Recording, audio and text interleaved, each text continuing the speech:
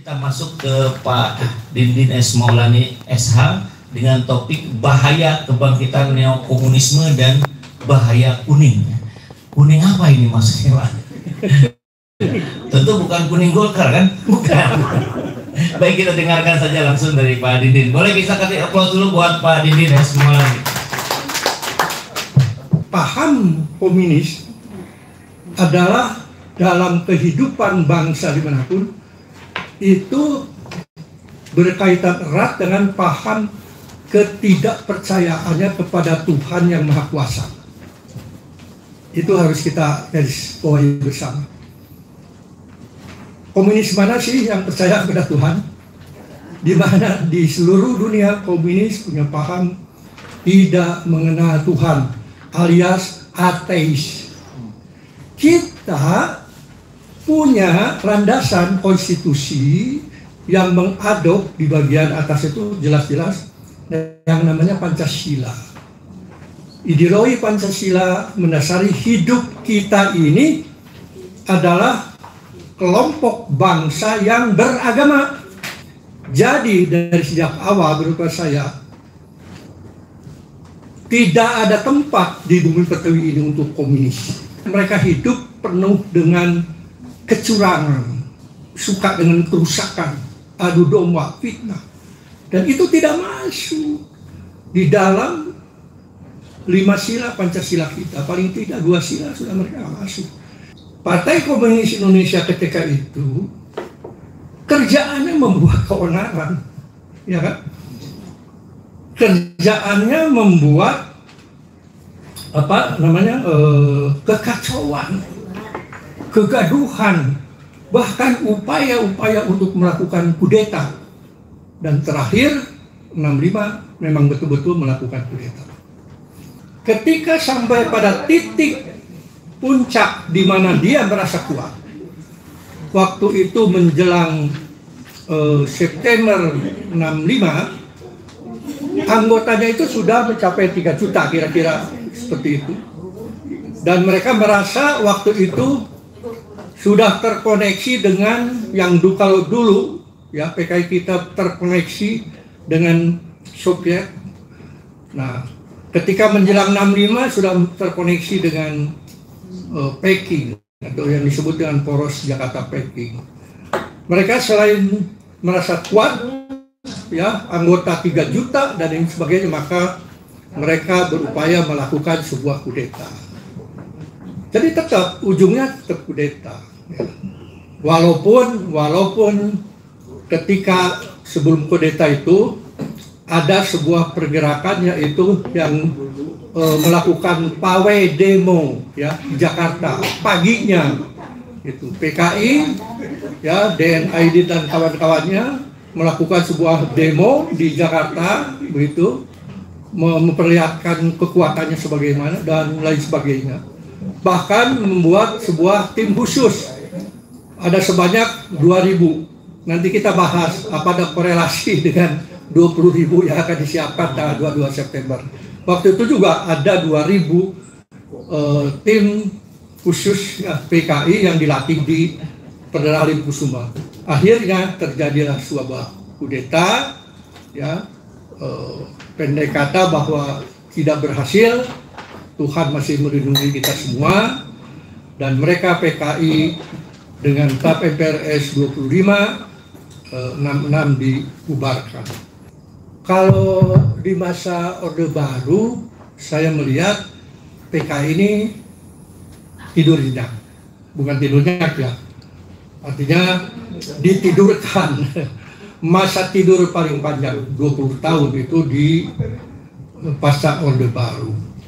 Bapak Ibu sekalian, saya dapat catatan ini di masa reformasi ya, PKI ini mencoba berubah wujud menjadi neo PKI ya. Neo PKI dia bergerak di bawah seperti mati suri, tapi dia ada sebuah pergerakan yang tidak terlihat di permukaan. Ketika zaman reformasi itu disebut, selalu kita menyebutnya sebagai, atau TNI waktu itu ABRI menyebutnya sebagai hati-hati bahaya laten PKI. Bahaya laten PKI. Yang dimaksud laten di sini adalah ada sebuah pergerakan paham di bawah, bergerak, tidak muncul ke permukaan, tapi dia tidak akan pernah mati. Ya. Mereka akan siap suatu ketika muncul, dan itu sudah diperingatkan keras pada zaman reformasi tersebut. Dan ini kejadian ini berlanjut ketika masuk ke rejimnya Joko Widodo. Reformasi awal dengan beberapa presiden, ya, PKI masih dalam posisi bahaya laten.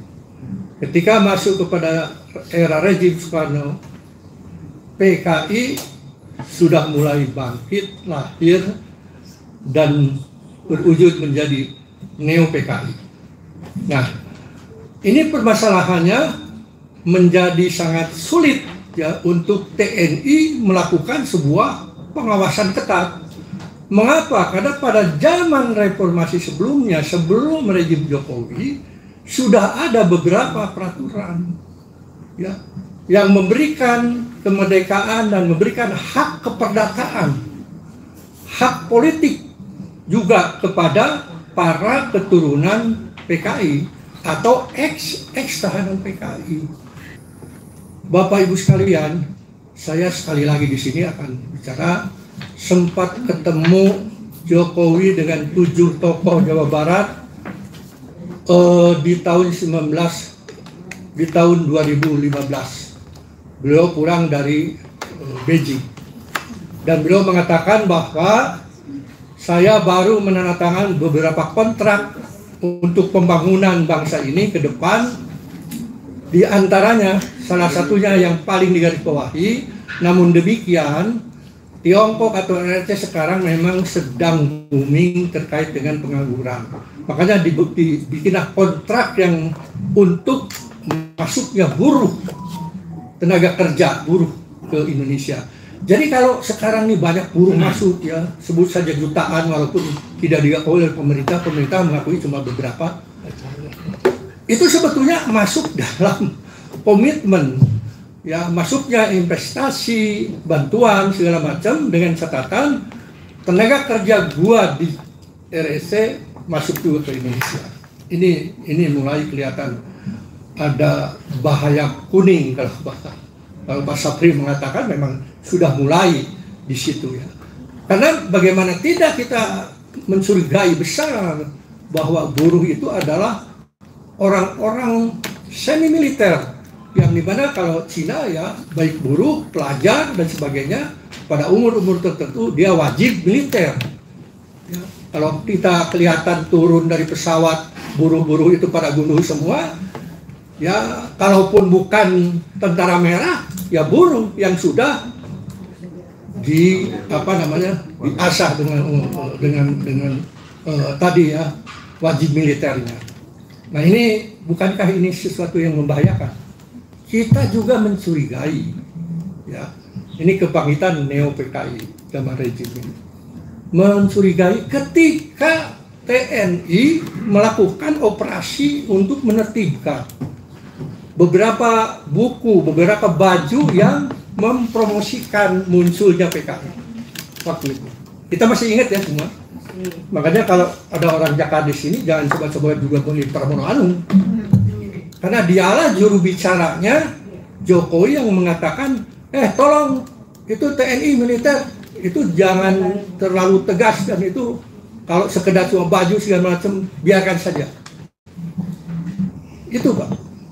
Jadi pada rejim dialah mulai neo PKI ini muncul ke permukaan dan berani ke permukaan.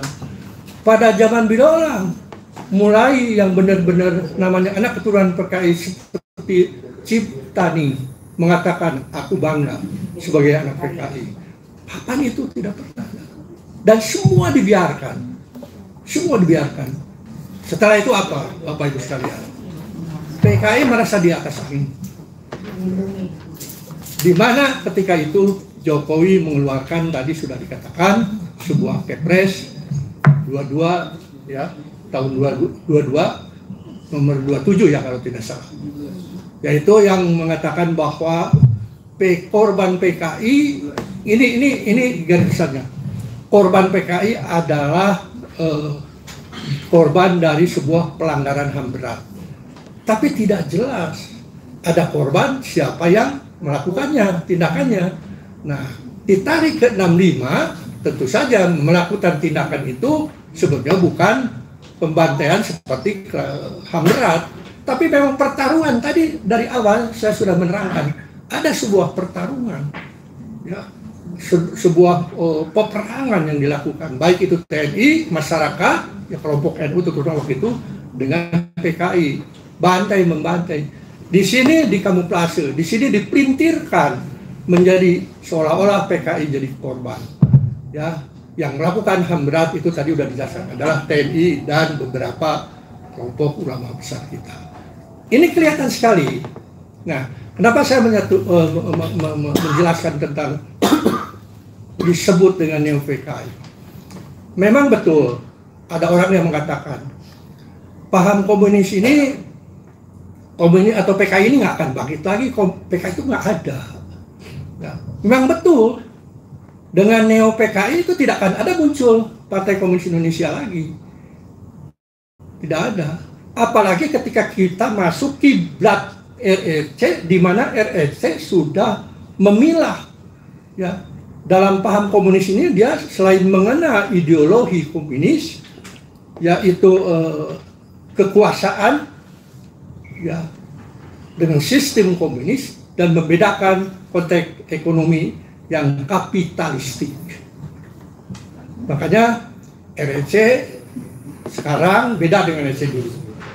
Setelah ada keterbukaan, dia membagi dua kelompok kehidupan masyarakatnya.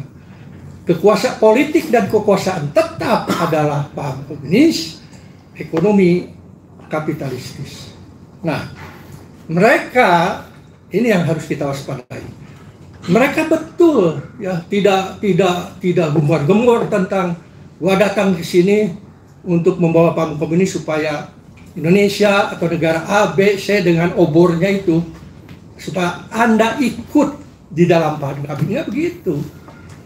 Dengan ekonomi kapitalistiknya mereka menebar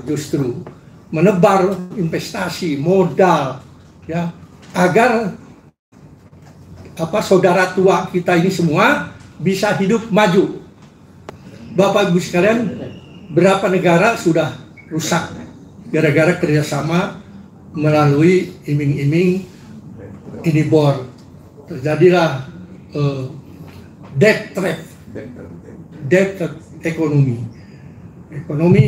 yang membantu dengan bunga yang luar biasa. Indonesia mulai sekarang terasa, Malaysia lebih dulu terasa, tapi mereka bangkit.